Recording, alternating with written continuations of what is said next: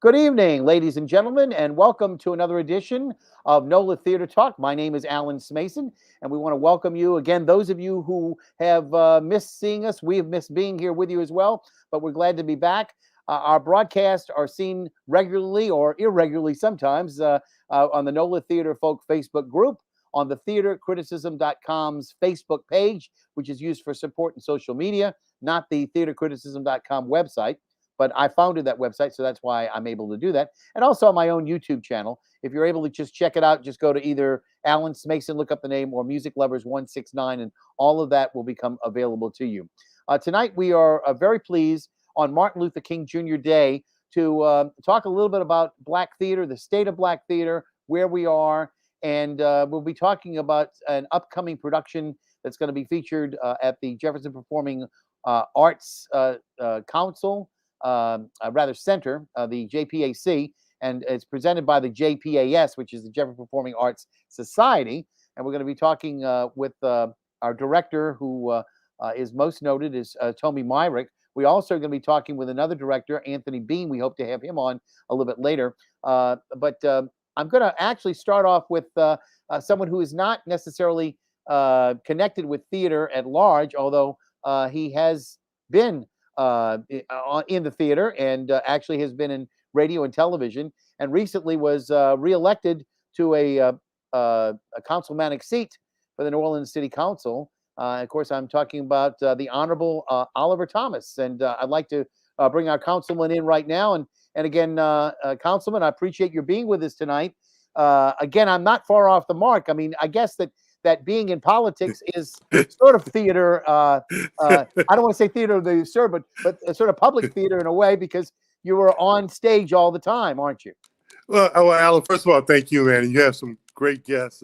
I don't know I'm as worthy as the great guests you have that are giving their life to theater and stage, but that's how Anthony Bean got me involved years ago.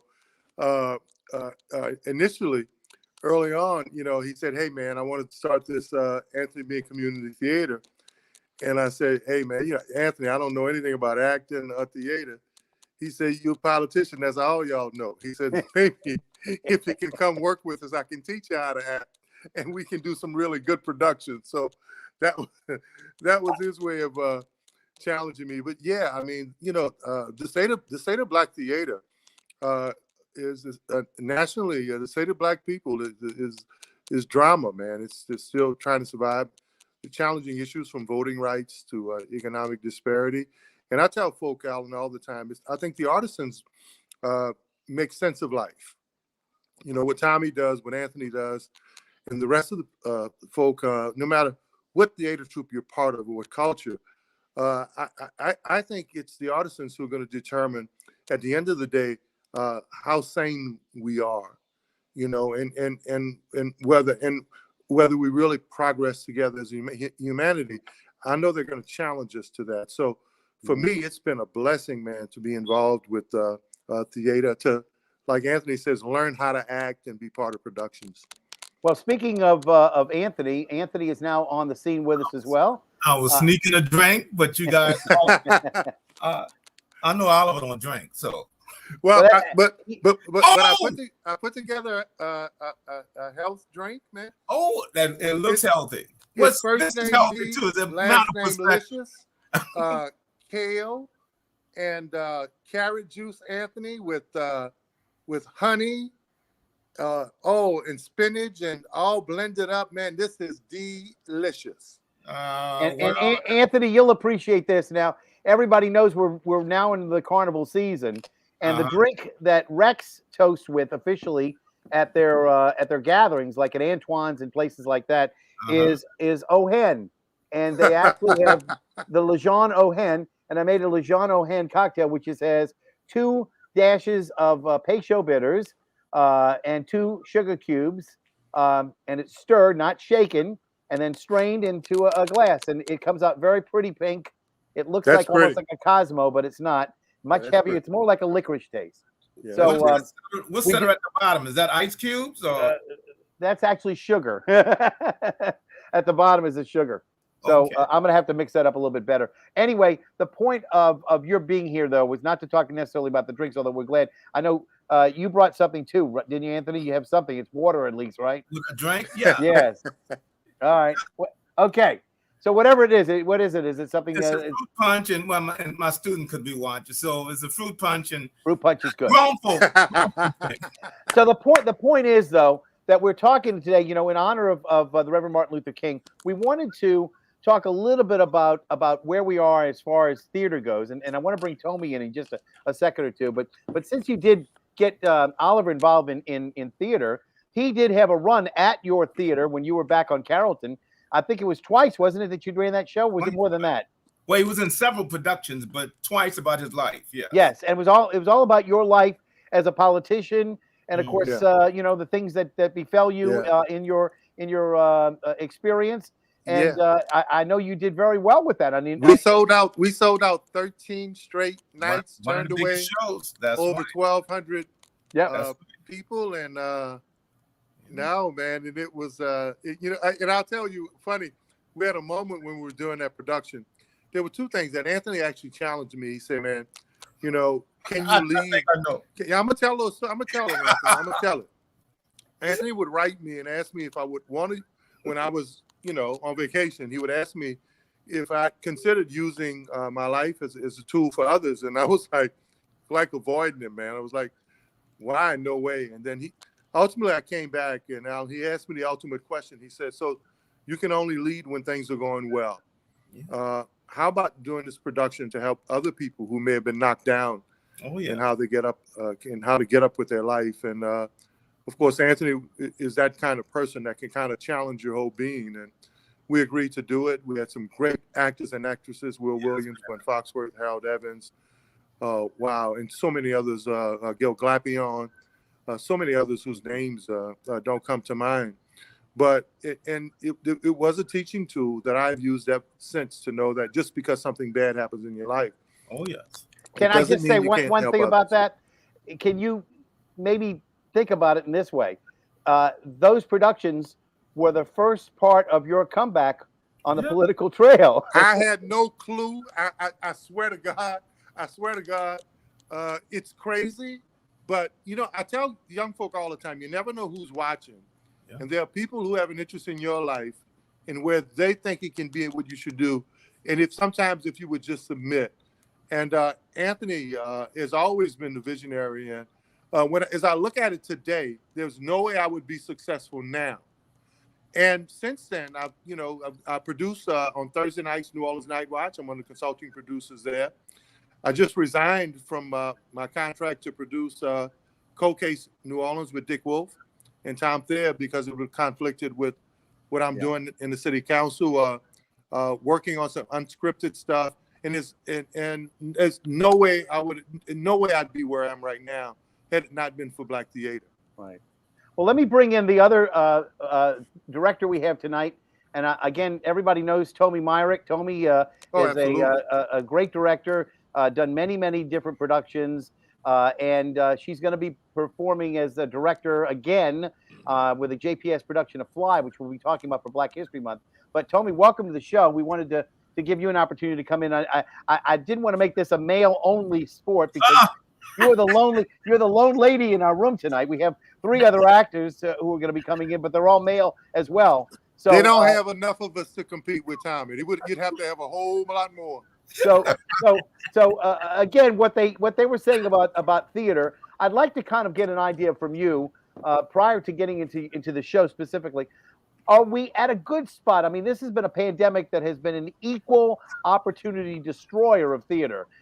It's padlocked theaters. It's made people sick. It's made people not want to go out who are audience members. It's made people who are actors have to do things differently. They had to put masks on, etc. There's all kinds of COVID rules that they have to observe now for the safety of everyone. Are we, Tommye, at a spot now which we're seeing the playing field leveled in any way, or do we have still a long way to go? The interesting thing about that, first of all, I want to say hello to my brothers over there, Anthony and Oliver. Hello. Um, Hello. I want to also say that in terms of are we in a good spot?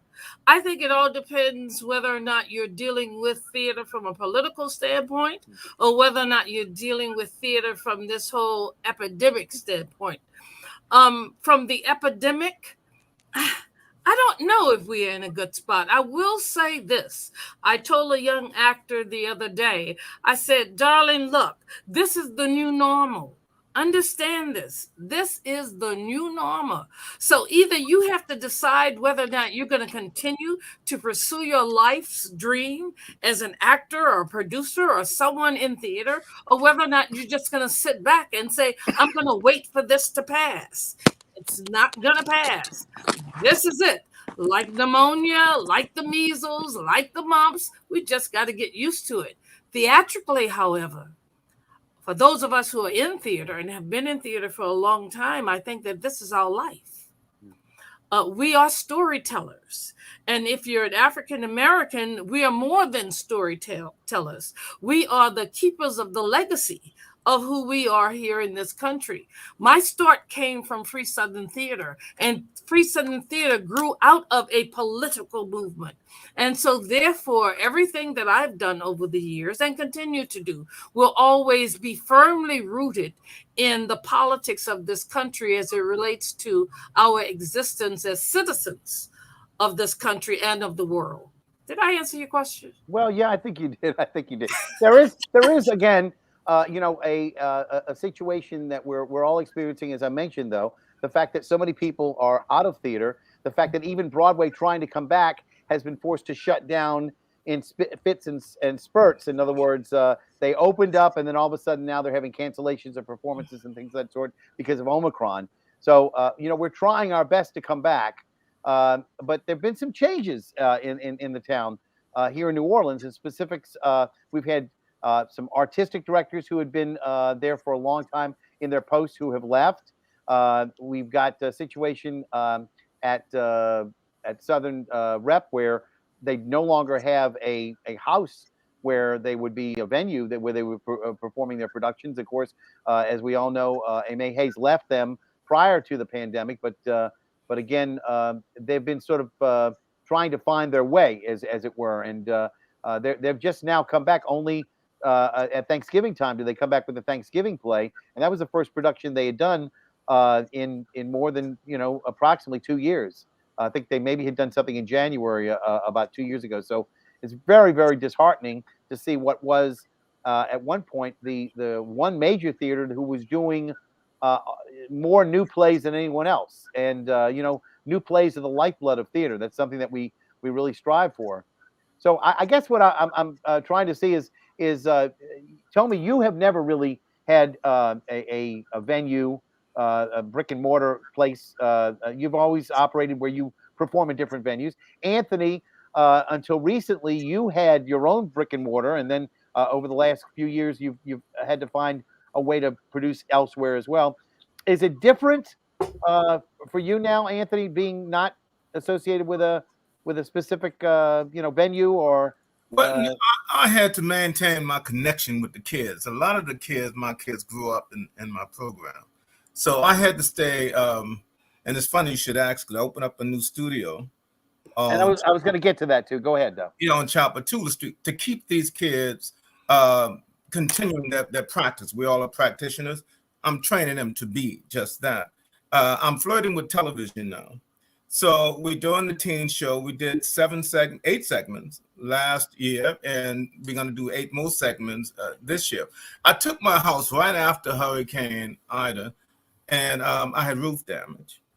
And I told the contractor, look, let's tear down everything, tear down the walls, everything, and let's turn it into a studio. Actually, it was the contractors that had the idea that we can put the boot over here, we can do this, do all that. I said, do it. And now we have a studio that can house at least 50 teens. A studio here on Chapatula Street. And that's what, the 100 block? 4527 Chapatula, 2 blocks from Tipitina's. Right across from Rouse's. Right. And I'm excited about that. In fact, just to have and see my kids again, even though they're masked. Doing theater is something else. But I do want to mention on this Martin Luther King Day, and Tommye and Oliver, you mentioned, you was talking to Oliver in the beginning when I came on, you talked about the plight of Black theater. I think that's what you was talking about. We were talking a little bit about it, but you're certainly welcome to elaborate more on that in terms of where we are with it, and you know, are we where we should be? Yeah, Tommye and Oliver, I have to say that it's complicated. Black theater is complicated. I've read somewhere, and I put it on my Facebook, that we have a abusive relationship with America. My kids want something more. They want something more than August Wilson. They want something more than a Raisin Sun. They want something, a twist between Malcolm and us creating our own thing, so we don't have to depend on so many others to make us whole. It's almost like the same soup just being warmed over and over and over again. So I'll say it's complicated because when you're dealing with the relationship of America, even with the Republican Party and Donald Trump, it brings everything to the forefront. And as theater people, we reflect life. We report on life. We put it into a play and we use it as entertainment to audiences. So, but you can't negate the fact that we still got a problem. And the kids want answers. So I'm looking at musicals, I'm looking at comedies, but that's not what they're looking for. They want to be fed. So that's why I say Tommye is complicated. Yeah. Because I don't know how to feed the masses. Oliver, you know that Anthony's been working, at least during the summertime, had been working with the NORD program. I'm certain you know about that. Are there any plans that you're now on the council that you've got, or that you're thinking about perhaps to institute more programs for youth that might involve theater? You might be muted. Let me check. Let me see. Hold on a second. Yeah.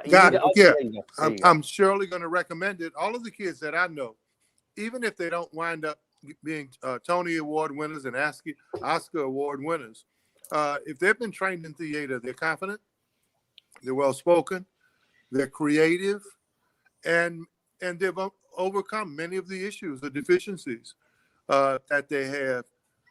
Man, you know, what Tommye and Anthony do is magic, you know, and it's really bigger than just drama.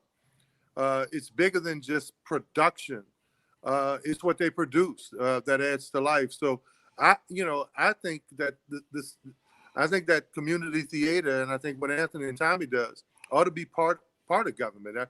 It shouldn't be funding a program here or there. I think what they do should be funded. Period. Okay. I'm going to push for it. And again, Councilman, I see Anthony looks like he dropped off for some reason, but Tommye, do you want to echo any of that? Since you're the lone director now here. I mean, you're a positive force for change. What do you think the city can do, or if there's anything that you can think of that would help your students, your cast members? As we're going to be introducing just a little bit, but anybody you work with who are young, impressionable minds who are trying to get involved in theater. I think that I think the city needs to treat theater as it does music. I think it needs to embrace theater as it does the visual arts and our food. I think the city and the city council and the public needs to understand that in as much as we are embracing our culture here, the perpetuation of the story is told through theater. And so when I see all these programs and I see all these dollars that are going towards the legacies of preserving the legacy, and theater is not a part of that legacy, it's disturbing to me. It's disturbing to me because Freesun Theater was the first political theater that grew out of the civil rights movement. It's disturbing because Daishiki Theater was very, very instrumental in galvanizing the Black community into getting into theater and not just dealing with the plays that are written by Anglo-Saxons. And so I think that I think that theater has been put on the back burner, and it's disturbing to me because theater doesn't need to have a brick and mortar to survive.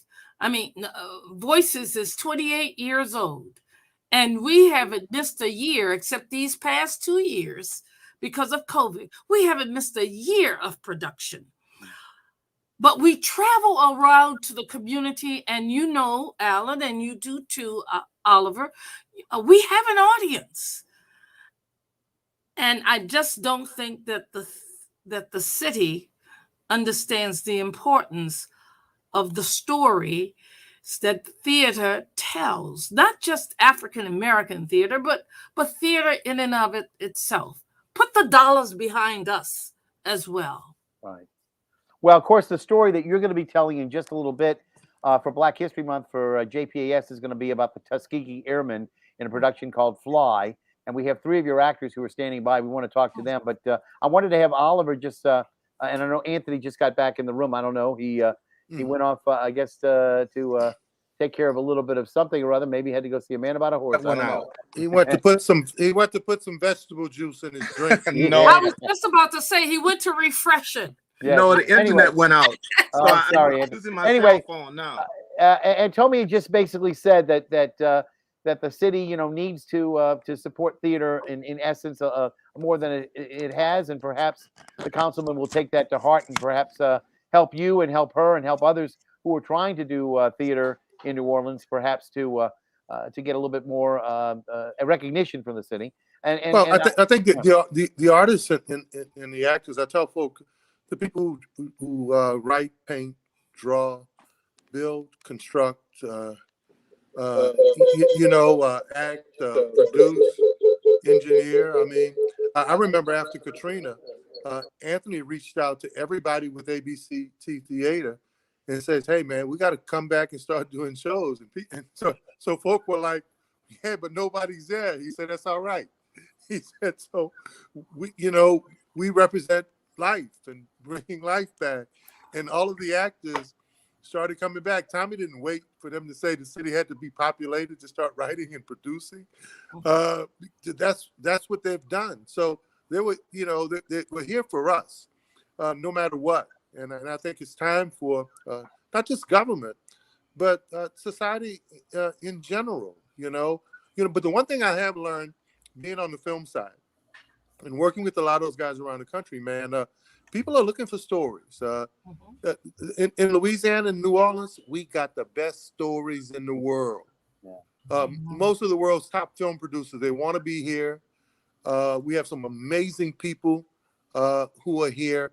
And I think in listening to Tommye, it would be nice to have the type of government recognition from your leaders that people around the world have recognized in our time and our talent, in our creativity here. I hear you, Tommye, and I agree with you. Well, what I missed. Yeah. I missed something.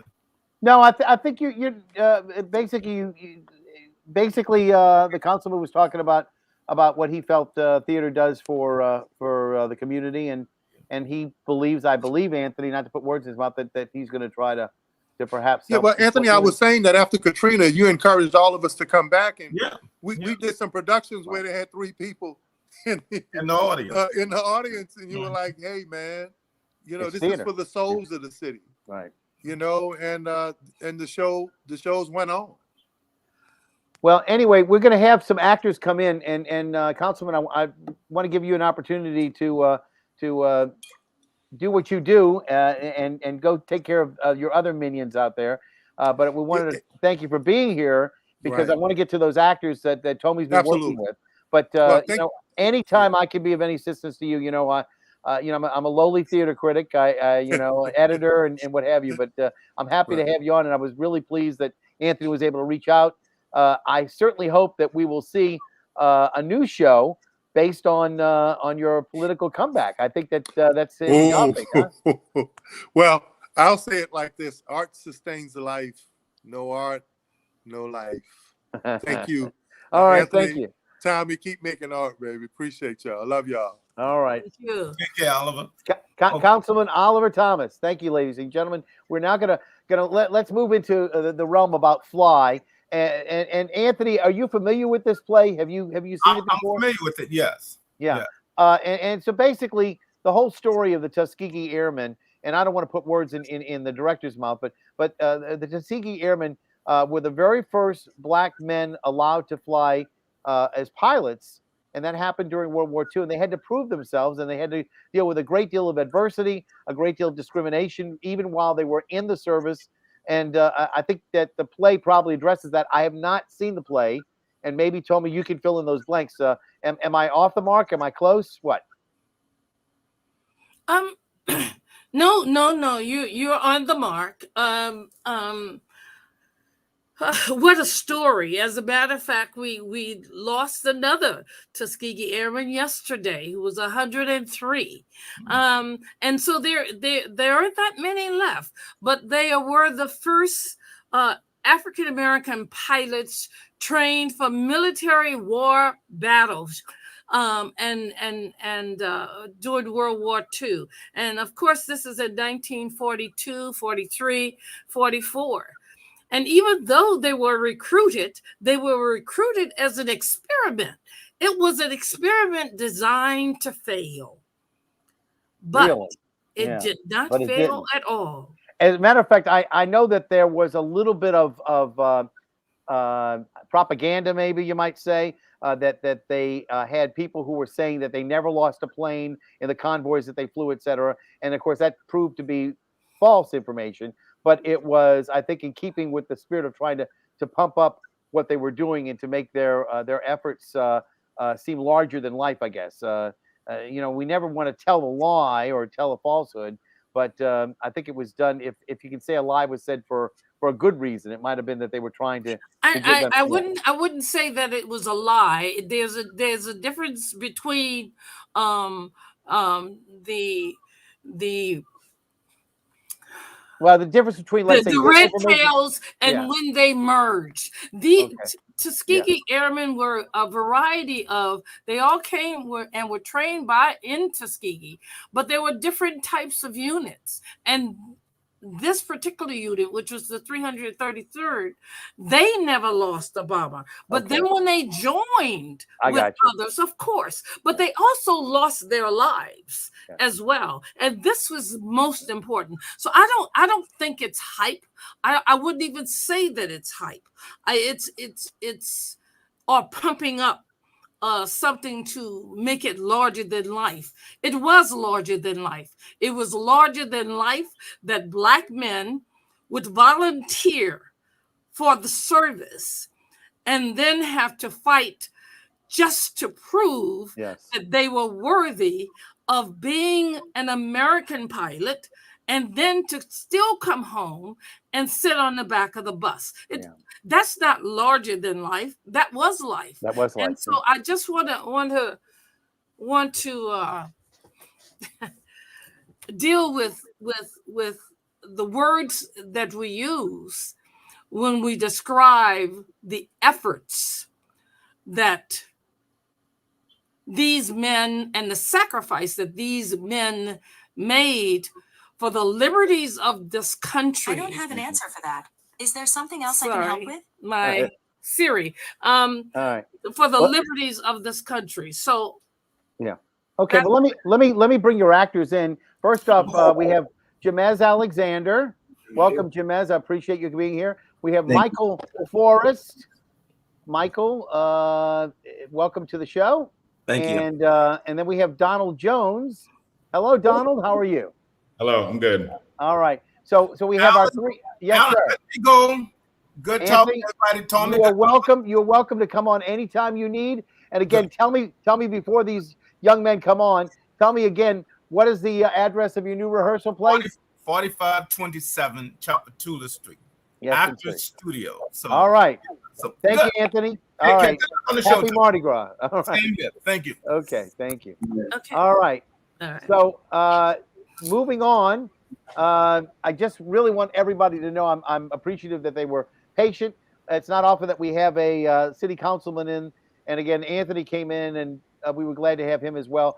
Now, Tommye sort of told a little bit about what's going on. Can you tell me first off, Jamez, about your character and what role you play, in a little bit about who it is that you're going to be depicting? Great. Well, hello, my name is Jamez Alexander, and I'm playing the character of Chet, Dr. Chet Simpkins, and he is the narrator of this story. I get to play him in two different stages, one at age 84 and then at 17 when he joins the Army to join the Air Force and to fly. So he is a he's a young man from Harlem. I always try to use the Harlem Renaissance of the type of Black man that he is. You know, he grew up around where there was a change of era, and he was a young man, but he was one heck of a pilot. His dream was to fly, and he was willing to do whatever he needed to do to get in the air. You mentioned doctor. Did he go on to become a medical doctor? No. Okay. He got an honorary. Oh, honorary doctor. Okay. Because after World War II, you know, there's the Vietnam War, the Korean War. He stayed flying. I got you. So did he move up in terms of his rank? Yes. Okay. What did he retire as? I believe he retired as a doctor. That's a good question. I'll get back All right, to no problem. Also, in the show tonight, Michael, Yes. Michael Forrest. Why don't you tell us a little bit about your character as well? Okay, my name is Michael C. Forrest. I'll be playing the role of W.W. Willis. W.W. is he's from the south side of Chicago. He's from the inner city, he's from the streets, but he actually found his way to make it to college and graduate, as well as volunteer for the Army and the Tuskegee program. You're gonna see the progress of WW being very independent and very self-serving to become not only a leader but also a friend to his entire platoon that he serves with. Okay. And again, Tommye, you said it was the 336. Was that right? Did I write that down right? Or what was the squadron? 332nd. 332nd. Okay, 332nd. There we go. All right, and again, the last of our actors, Donald Jones Jr. Donald, your character is who? Oscar. I play the role of Oscar, and he is originally from Ottumwa, Iowa. So he's a corn-fed country boy, but is determined to fly because the people around him says he can't. And we discovered today in rehearsal that of the four Tuskegee Airmen learning to become pilots, he is determined to unify his squadron and determined to unify the Black people and African Americans in whole. So he is the most caring of the four, and is really sort of the leader who tries to get them to come together, despite all of the things that we sort of go through and the things that we have to sort of fight. So I'm going to ask you guys. I know you all brought something in the room. I brought Ohen. What did you bring in there, Jamez? Which I know you're reaching for something. I have a pineapple peach paradise. All right. Is that got something in it besides pineapples and peaches? A paradise. Oh, Rainbows and unicorns, evidently. All right.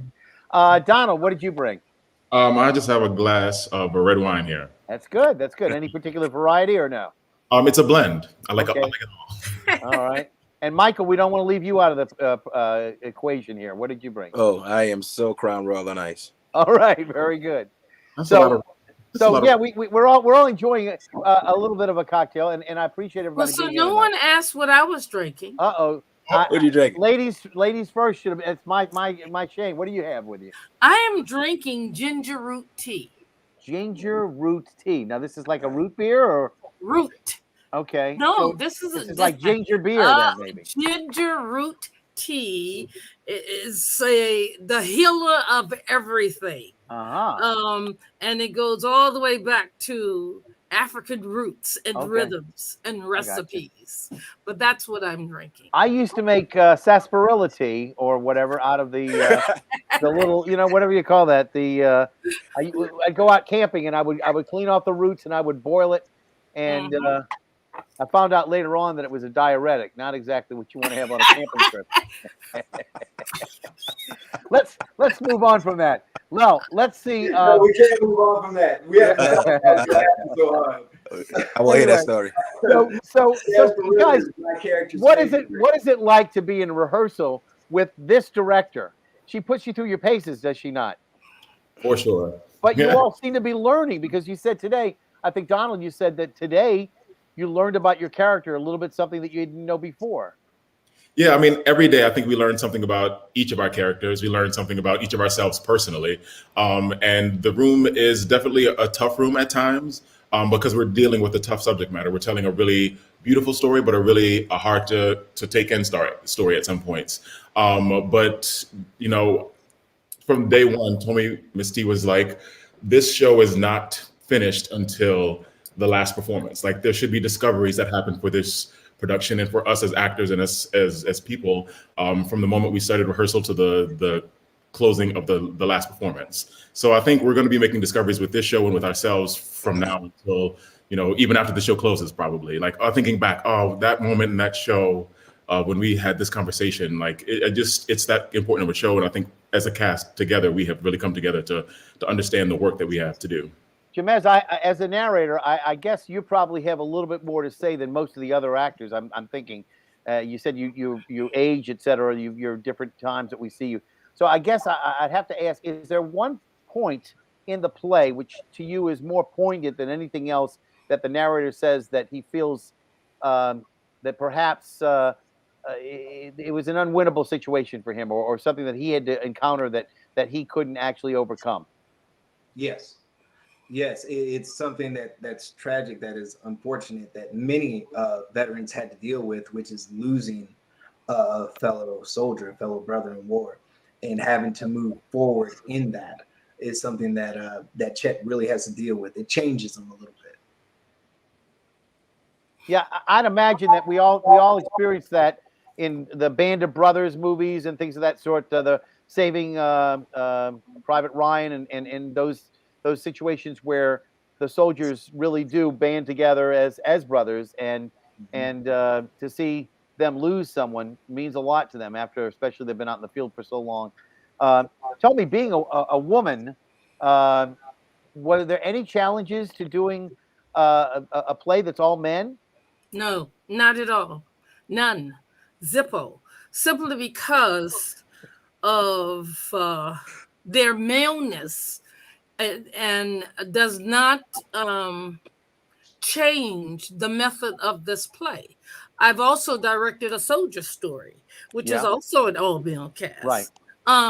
But the method, but the message of this play has absolutely very little to do with the fact that they are males. It has everything to do with the fact that they are Black males in America. Right. At a time when there is segregation, at a time when they still could not drink out of a water fountain, or they have to sit on the back of the bus.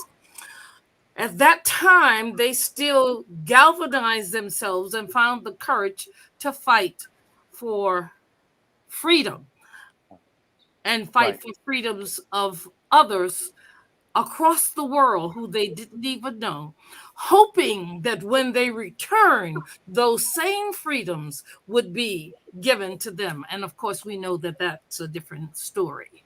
We always hear about the stories about the pioneers. We hear about, the Jackie Robinson stories and how they had to do it so much more difficult for them than somebody else. And I imagine that this play is going to touch on a lot of that as well, because as you yourself said, they were not allowed to be pilots, and finally they had to fight for that right. And finally, when they were able to, they still were being discriminated against, not only outside, was you said to sit in the back of the bus, but in the service itself, they were still being discriminated against, weren't they? Yes. Being a U.S. Army veteran myself, it's very important to me to tell this story. In my own personal time, I have researched a lot of the history of the airmen and their inception, as well as what a lot of people don't understand. What a lot of people don't know is that the tactics and maneuvering that was used by these airmen, it was truly a part of future lessons to U.S. Army pilots. I personally know, being a veteran, I know what the feeling of being on the line with your brothers and someone may not make it back. I've lost lifelong friends to the line of duty of serving this country, black and white, and the feeling is no different. When you one of my favorite quotes from a drill sergeant while I was at basic training was that I do not care whether you are black, white, blue, or purple. You are all green and equally worthless. I remember Lou Gossett Jr. in Officer and a Gentleman, right? Yep. Yes. Yeah. Mayonnaise. Yes. Only two things that come from Texas. Remember? Right. Yeah. that as well as these gentlemen are from all different walks of life, not just the common ground of being black men in America, but they are all from different walks of life in this country. And watching the story develop and seeing us develop as from strangers to brothers, it's definitely a story for the ages. And yeah, I'm more than sure we're gonna sell out every single night. Tommye, can you tell me a little bit about the playwright, how he came to write this, or do you know anything about how the play developed? Actually, it was written by Trey Ellis and Ricardo Kahn. They were actually commissioned by the Lincoln Center to make this an elongated play. They actually wrote, I believe it was like a 20-minute version for school kids.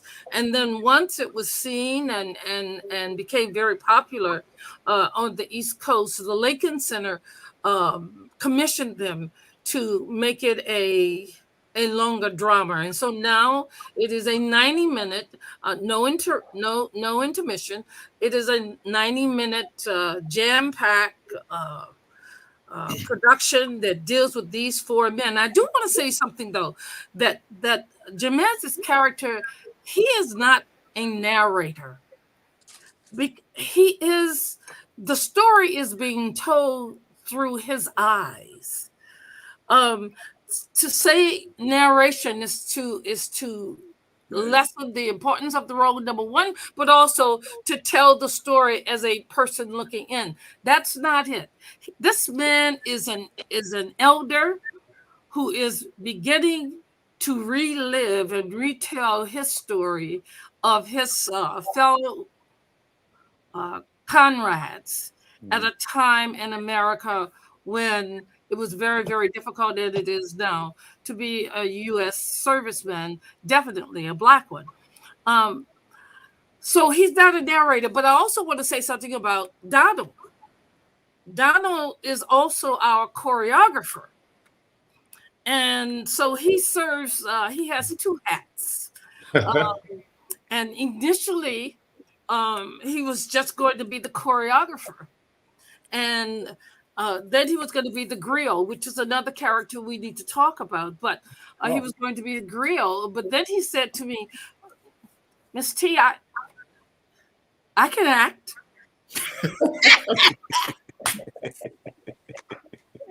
And I said, really? Yeah, I can. I do something other than just dance.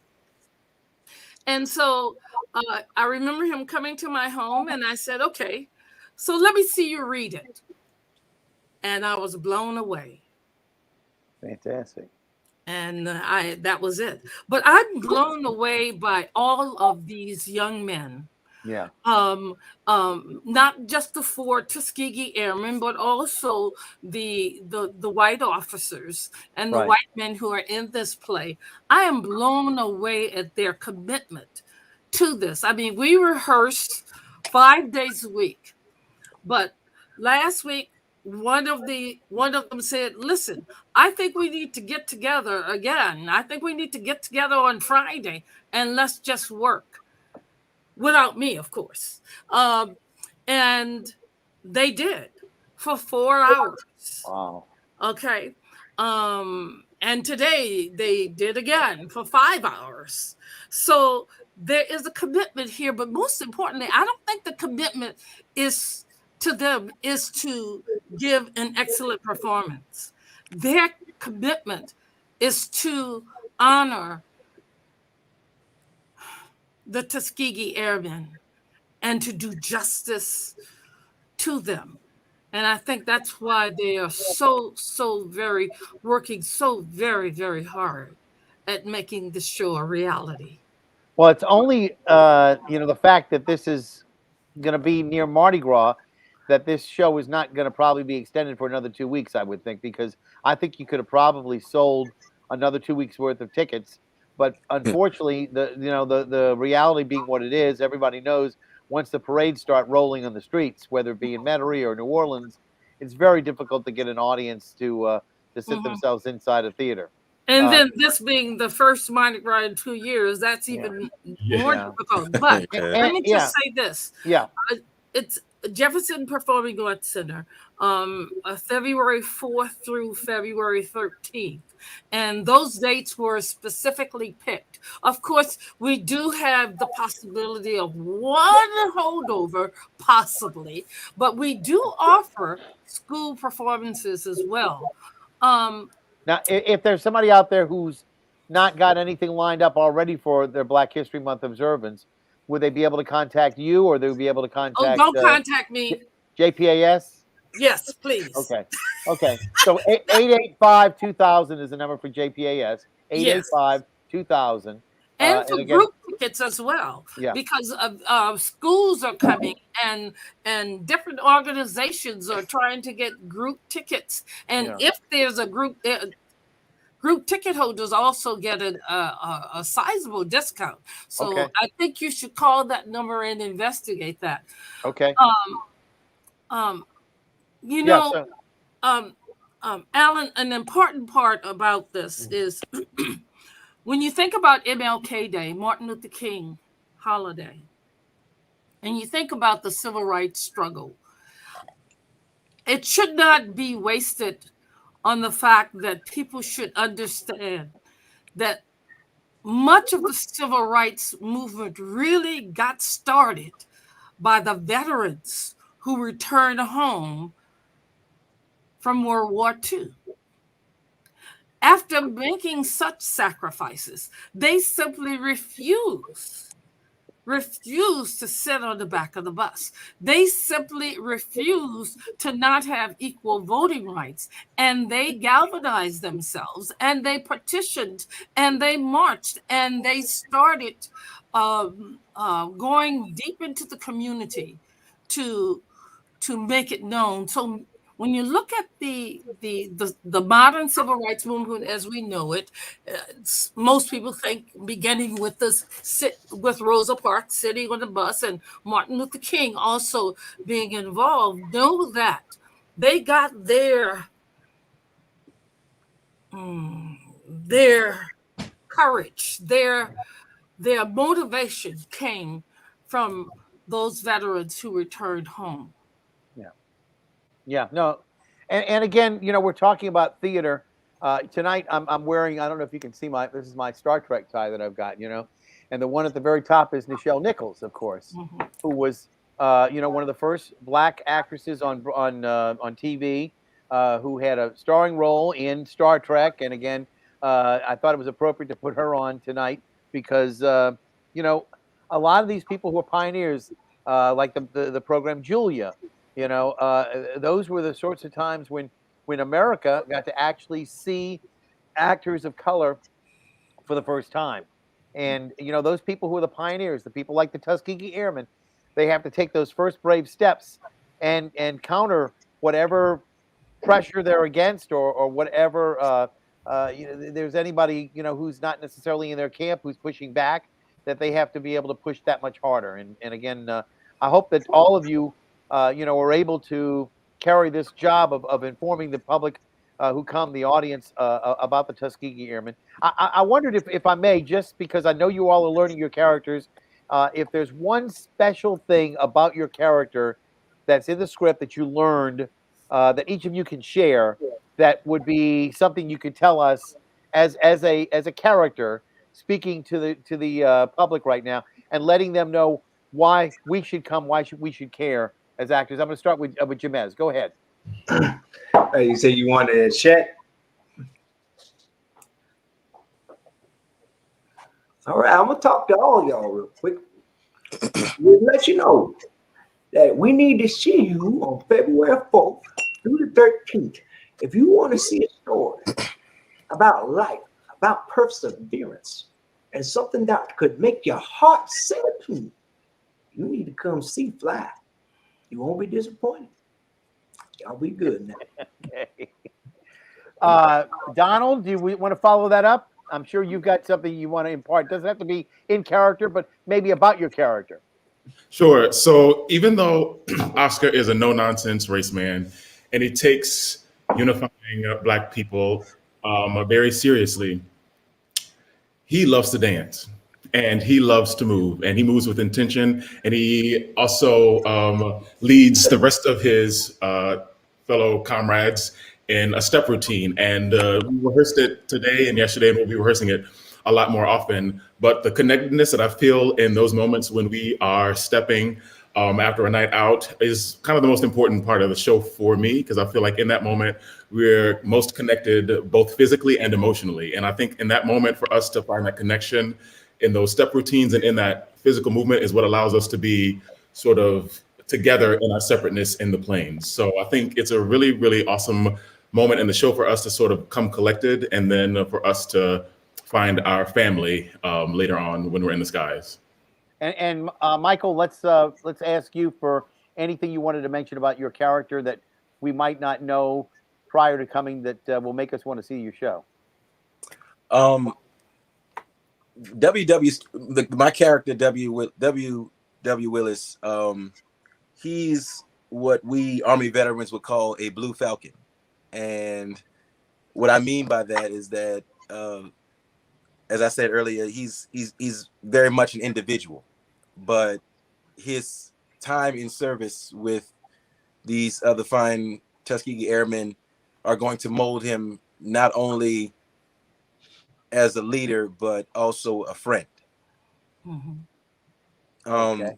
There are many soldiers like W. Willis in the United States military, in which, they have individual goals that they feel in their own mind outweigh the overall mission of the entire military or the entire platoon. You're gonna see W go really transition from a rebellious street punk to a true leader. Well, I can't wait. Tommye, I do want to mention, Alan. I do want to mention the other players. Okay. And you mentioned there were white officers who were depicted as well, correct? There were white officers that what? They're depicted as well. Oh, yes, indeed. Yeah. Okay, so you have Michael Smith, who plays the captain, Captain Hurley. You have Sean Malley, who plays Reynolds, and he's an instructor. And you also have Marcus Roberts, who plays another instructor. And then most importantly, there's the role of the griot. And the griot is a dancer, and he is the emotional thread that ties all of these men together. You know, I often think of Paul Laurence Dunbar's poem, We Wear the Mask. And a lot of people don't know that African Americans here in this country, no matter what kind of service they're in, whether or not they're in a service department, or whether or not they work in the hospital, or whether or not they're domestic, whether or not they're in the armed forces, African Americans in this country traditionally have always had to hide their emotions. And so the griot in here, actually, that's played by L.G. Williams, actually is the emotional thread of these emotions, because these men cannot show their frustration. They can't show their anger, but the griot is the nerve. And so one of the major things is that this is a multimedia production. And by that, what I'm talking about, it's almost like a cinema, because many of the images are cast upon the screen that will aid and help in the battle scenes and the fight, the dog fights of these military Tuskegee Airmen. Okay. I want to thank and show my gratitude to JPAS for actually taking the opportunity to embrace our history and to bring it to JPAS and to the audiences that normally would not necessarily know anything about who we are, had we and they not taken the time and the opportunity to say, okay, let's bring this here to Jefferson Parish. Let's bring this to the Jefferson Performing Arts Center. And so I want to thank Dennis Affa for doing this and for being bold enough to see it through. So Dennis Affa has been on this program for many times, and one of the first guests that we've had, and Anthony was one of the first guests we've had. Both of them are great men in theater. And again, when it comes to directors, you are one of the top in your craft too. Tommye, don't shy that away as well. And I think these gentlemen who are here tonight representing your production of Fly, which will be from February the 4th through the 13th at the Jefferson Performing Arts Center on Airline Drive.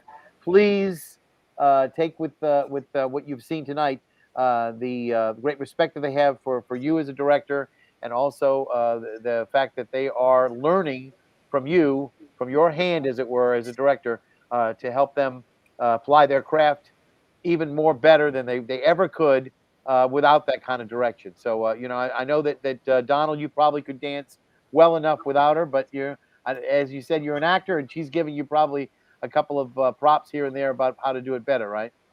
For sure. So again, I want to thank you all for being here tonight. We also are honoring the memory of Dr. Martin Luther King Jr. in other ways.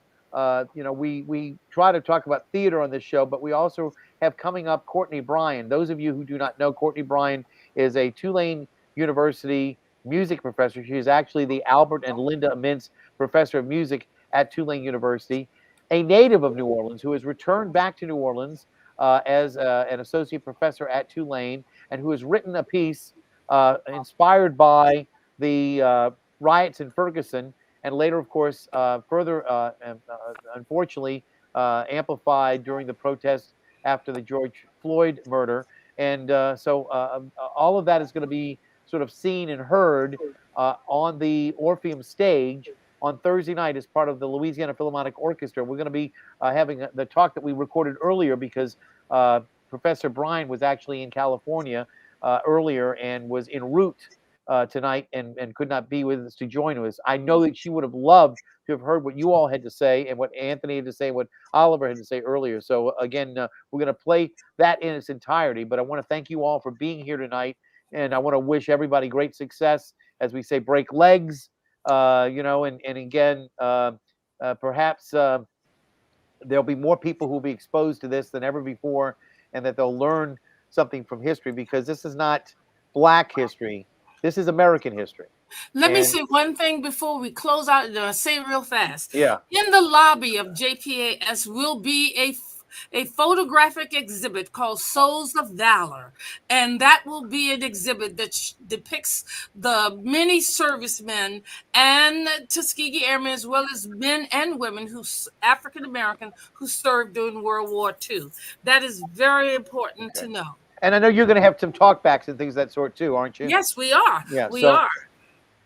So you'll let us know what those are? I certainly shall. Okay, and I'll try to pass that on as well. If you let me know what it is, I'll let people know on Stepping Out so that we can inform them as well. But again, I want to thank you all for being with me tonight. Let me, if I may, I'm going to ask you all to just stick around for a little bit.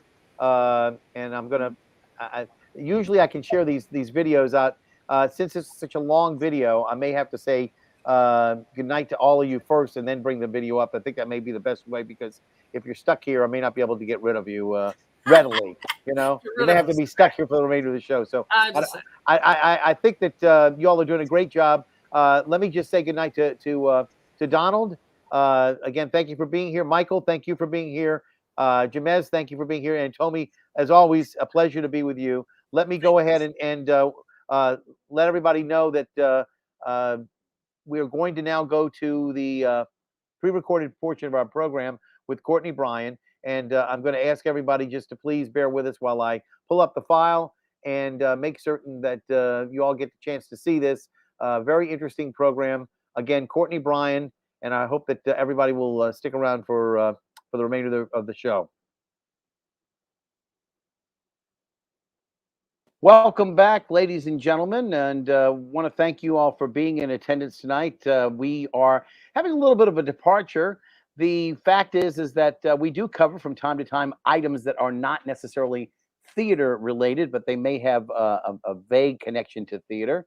I have found that many of the opportunities for viewing that we have in the classical arts do have a lot of theatrics attached to them. Namely, of course, in the New Orleans Opera Association productions and those that might be presented at the Marigny Opera House, etc. But also with the Louisiana Philharmonic Orchestra. And as you can see, I already have the banner for the LPO up above you, if you can see right there.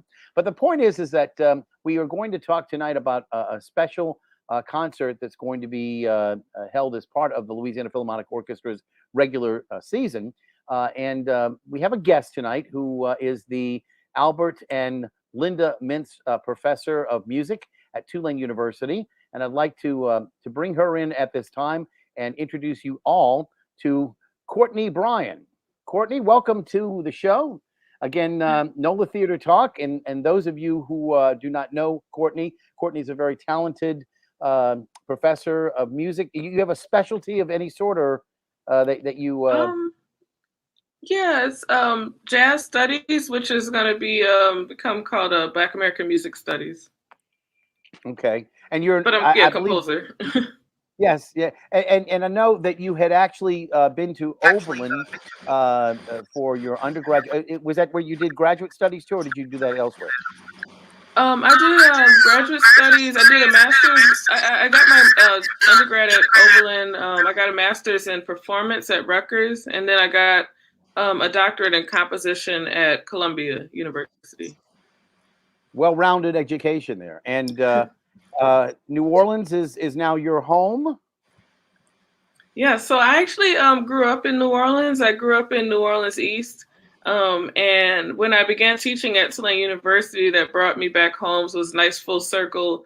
And in the recent years, getting to work with the Louisiana Philharmonic is like a full circle. So I'm back home now.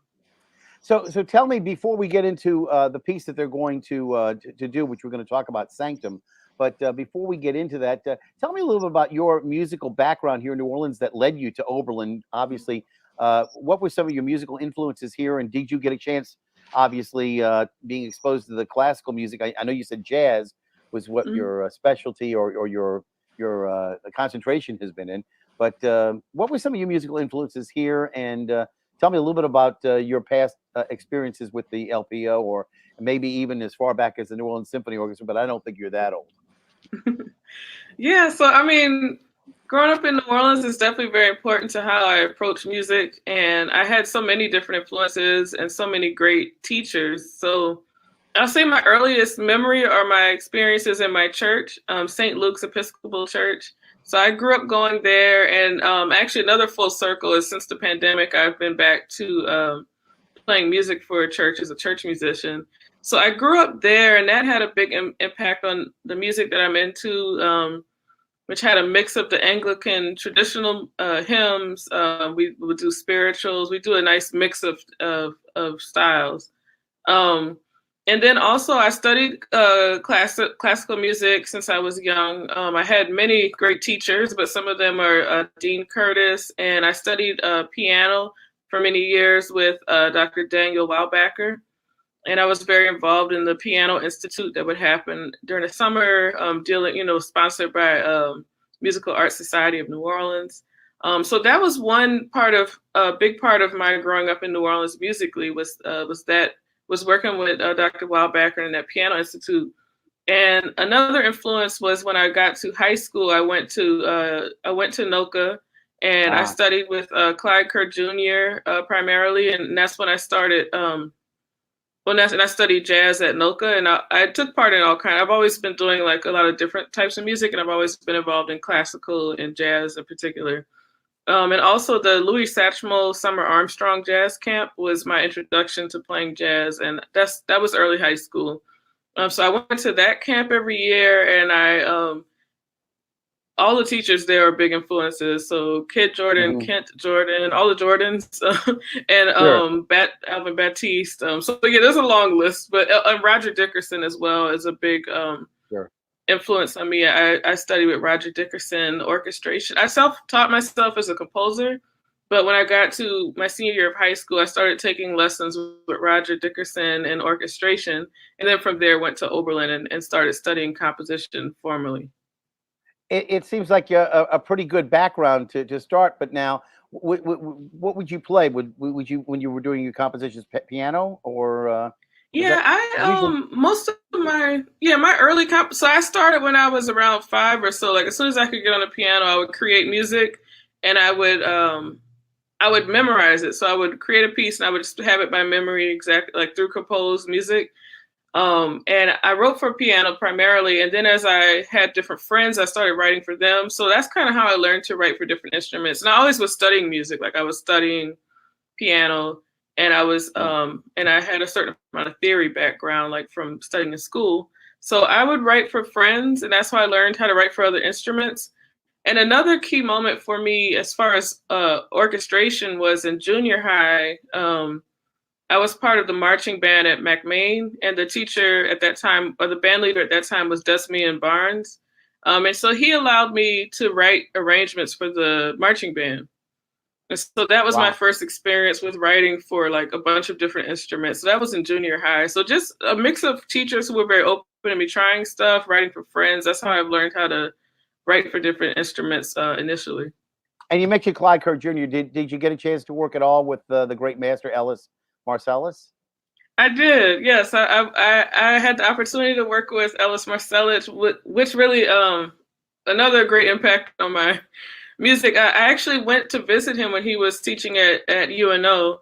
I was in high school at that time, and I was doing some summer classes at UNO for some reason.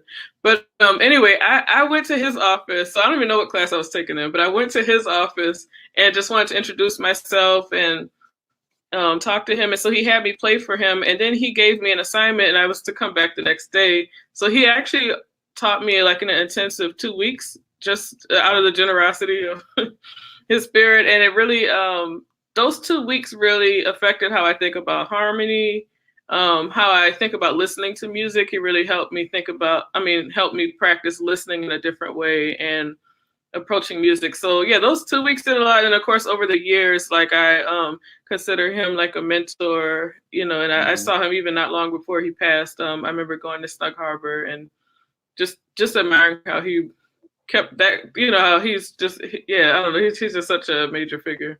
Yeah, well, and again, when you did go to Oberlin to begin your your college career, did you concentrate on jazz, or was it composition for classical pieces? I mean, when did you sort of make the swing from? Maybe you never did. Maybe you did both of them, and you did both of them very well. I don't know. I mean, was there one more of a concentration in studies for classical there, or were you able to do jazz as well? Well, Oberlin was the one school that allowed you to major in as many things as you wanted to. Like most of the conservatories, like you apply, you have to choose what you're applying to. And Oberlin, I applied to and got in for 3 different majors. So I was doing classical piano, jazz performance, and composition to start with. And then over time, it kind of worked itself out for me. Like I enjoyed studying the classical piano lessons, and I was really very serious about that path as far as being like a concert pianist. But I realized that wasn't necessarily the path for me in the way that I had been. I mean, I had different interests that it just kind of worked itself out for me. So I was still taking those lessons, and I really enjoyed that, and like just the community among other classical pianists. And as far as jazz performance, I continued playing in jazz combos throughout my whole time in school and doing all kind of performance things, but I just didn't take on the major itself. So I ended up graduating with a major in composition.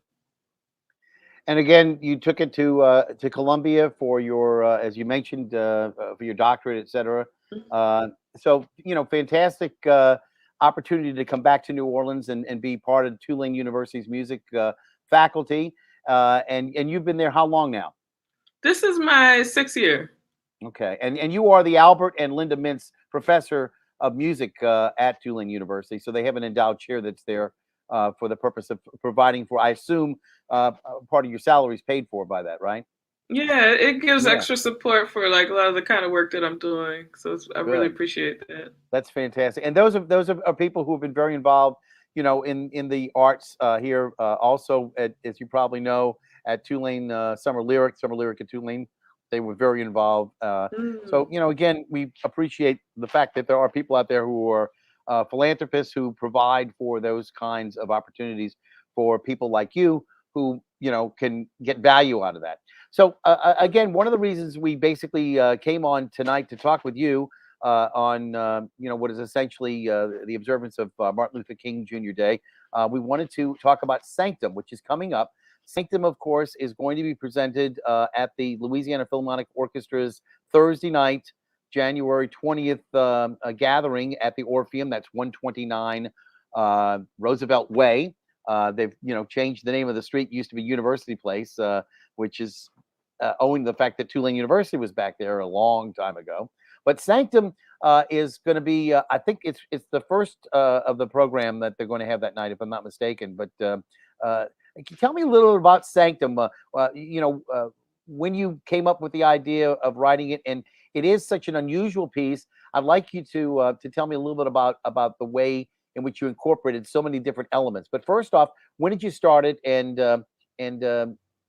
I believe it's changed over the course of many years, that it's been added to, et cetera. But tell me a little bit about it to get started, so we can talk about what it's basically involved with, and why the LPO is going to be doing it, to commemorate not only the legacy of Dr. Martin Luther King, but also, essentially to involve people with listening in a different kind of experience.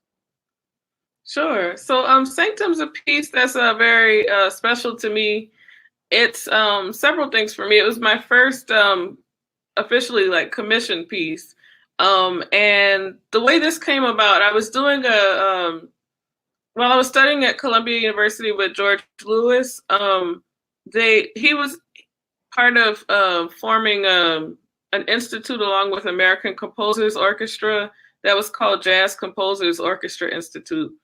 And I did that institute, and we talked about we learned about writing for orchestra, and also discussed the idea of improvisation in the orchestra. So this interesting workshop I wrote a piece for the workshop, which was I had a reading of a piece called Shedding Skin that I wrote. So I wrote that piece for orchestra. And then out of that came an official commission by American Composers Orchestra to write a piece for orchestra that could also include electronics. So it started there. And I started, I was very influenced by improvisation and different like preaching traditions, like holiness preaching traditions. So I was listening to a lot of sermons by Reverend C.L. Franklin, the father of Aretha Franklin. Sure. And I was listening to sermons of Pastor Shirley Caesar, as well as her other recorded music.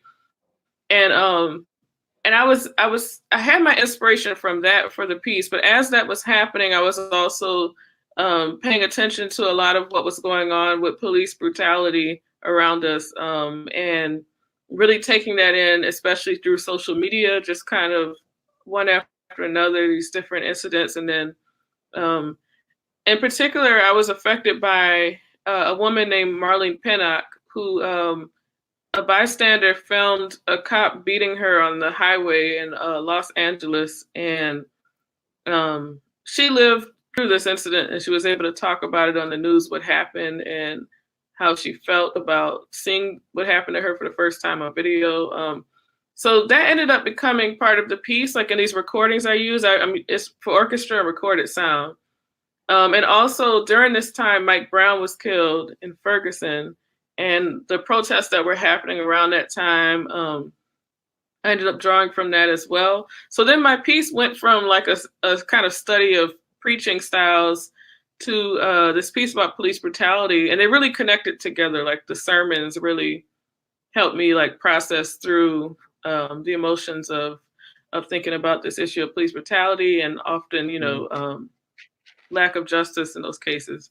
So that's the root of the piece. It was premiered at Jazz at Lincoln Center in 2015.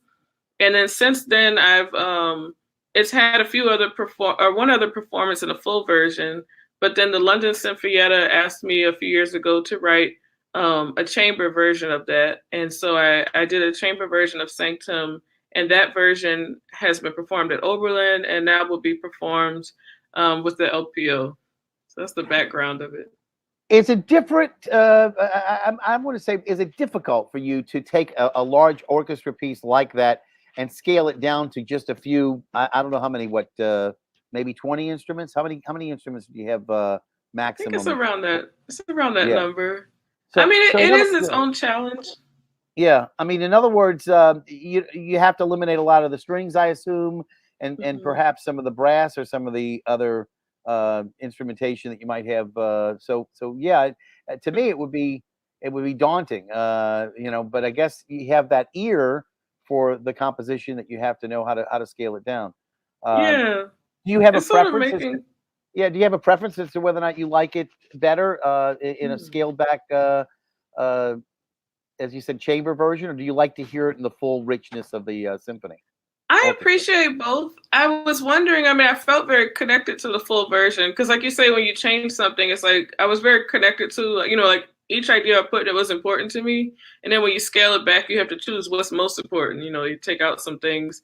Or maybe one instrument takes on what another instrument did at one point. And, you know, it's like just kind of figuring that out. But what I like about the chamber version is I like smaller groups that you can really hear the individuals even more. So if there is like a, you know, it just kind of gives it a different feel when you can hear the individual musicians. And I also love the sound of the full orchestra and like the power of that. So I mean, I find that they're different things, but I do appreciate both for different reasons. And I to be perfectly transparent, I did mention to you, I did get to see a version that's on YouTube of the Oberlin, I guess you might say chamber orchestra. I'm not quite sure what the name of the group was, but they were at your alma mater performing the piece. And I noticed that they had some projections. Are there going to be projections that will be with the piece too, like I Can't Breathe and some of the quotes, etc., that might be part of this, or what? Yeah, so I don't think that'll be a part of this one, but that one was actually interesting. There was an artist working with London Sinfonietta who commissioned the chamber version. And so there was an artist that came up with that background, and they asked how I felt about it. And, I thought it was very moving and very, very thoughtfully done. So when Tim Weiss from Oberlin decided to do it, he contacted the art. I had him in contact with London Sinfonietta, and the artist, agreed to use that. So it's nice that not only the piece traveled, but like the art that that was Yeah. associated with that first one was used at Oberlin as well. And I know that there's a point where you actually use a bow on the cymbals to more or less come up with a breath being taken. And you know, again, that's sort of inspirational the way you did that. And again, I don't know whether or not that was added post 2015, or is that something new that you did after the protests over George Floyd? But I just was really amazed that you would have thought of that and how to use that in part of the So Well, thanks again, for I don't know. mentioning that. Yeah. Yeah, that was something interesting, getting to have a piece like this performed at different times. I was fascinated with the idea of breathing, and that was really I just really was fascinated with the idea of breathing, but it was later it did have a different meaning later to have that breathing focus. And it's also bittersweet with a piece like this. It was something I felt moved to do. It was very helpful for me in my own like processing of my emotions with these things. But it's musically, as a composer, it's exciting to have a performance of my work. And then otherwise, it's also bittersweet that it's sad that it's still very relevant. And so that's the part that's kind of bittersweet, is that, you know, you hope that, I know freedom is a never ending struggle. So, you know, kind of brings that up too. You know, it's all a part of an acting process, you know. So again, I know that the Louisiana Philharmonic Orchestra is looking forward to doing this Thursday night at the Orpheum Theater. I want to thank you, Courtney Bryan, the Albert and Linda Mintz professor of music at Tulane. Again, those of you who are interested in checking it out, please go to lpomusic.org or lpomusic.com. I think that it works both ways, and go check out this very fascinating concert that will be part of the concert season. And again, I want to thank you for being with us tonight, and hopefully we'll be able to check it out. All right. Thank you so much. Good night.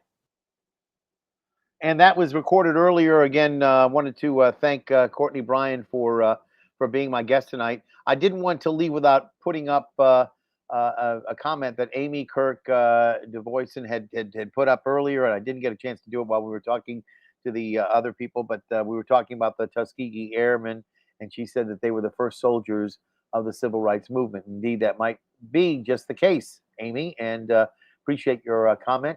Again, those of you who are checking out our broadcast, we have a really interesting broadcast next Monday night. Among the people who will be on will be Dane Rhodes and other members of the cast of Clue, and we also have Terry Lee Goffey, who is going to be featured opening up at the World War II Museum's BB Stage Door Canteen in the role of Johnny Cash in the world's greatest Johnny Cash experience. And that'll be on for 2 weekends from the 21st on through the end of the month. I guess it's the 28th and the 29th. But check it out. If you don't have tickets for the Johnny Cash experience, the world's greatest Johnny Cash experience with Terry Lee Goffey, you can get tickets online on the National World War II Museum site, or you can call BB's Stage Door Canteen at 504-528-1943, I believe it is. And also, for those of you who are going to be checking out Fly, tickets are available on the website there at jps.org. You can find out more about ticket prices, etc., by going to their website as well. And again, that's going to probably do it for us. We're a little late tonight. I'm sorry that we ran a little over, but I thought it was so important for us to talk to Courtney Bryan, and the fact that she couldn't be with us on a live basis. Want to welcome her back to New Orleans. She should be back around this time now. But hopefully those of you who are LPO regular attendees will have a thrill on Thursday night to see that show. They're also going to be doing the Elgar Enigma variations and one other work. So keep that in mind. Classical is coming back, just like theater. It's been gone, but it is coming back. They had a wonderful show last week with Tank and the Bangas. And again, it's very important that we continue to support the classical arts as well, because they, just like the theaters, have been closed down. They've been shuttered.